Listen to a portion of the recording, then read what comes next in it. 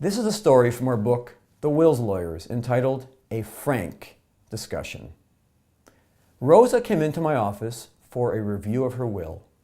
She put the sealed envelope containing her will down on the boardroom table in front of me.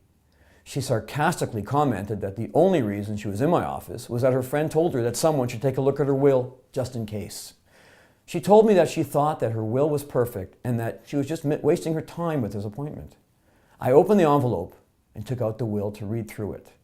It was a homemade will, typed, dated, and signed with 2 witnesses. Also, her will was a very lengthy document. I looked page after page for the part of the will which named her executor and beneficiaries. Finally, on page 8, I landed on that part that concluded my quick search.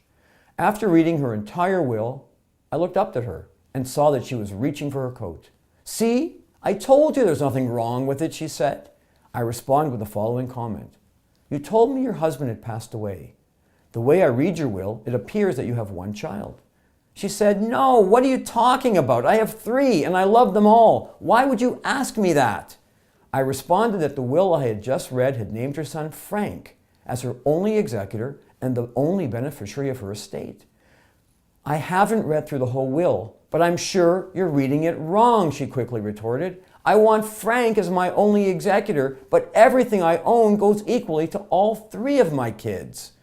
I turned the will around and asked her to look at that paragraph that I was looking at, which was buried deep into the document. That paragraph said, "I love my son Frank so much. He is the best son in the world. There is no other child like him. I want him to get the residue of my estate." She then asked what the residue of her estate meant. I explained it meant everything left in her estate after the payment of her debts and taxes. She looked at me, stared, and seemed frozen in her seat. Now her coat was on the back of her chair beside her. "Where did you get this will?" I asked. "It was from the form we got from the internet," she replied. Now she was concerned and said that she was not familiar with legal language and that she had no idea that her will cut out her other 2 children, leaving everything to Frank. "I can't figure out what went wrong," she said. When I asked her who typed this will for her, she looked down at the floor, her face turning red with embarrassment, and said, "Frank did."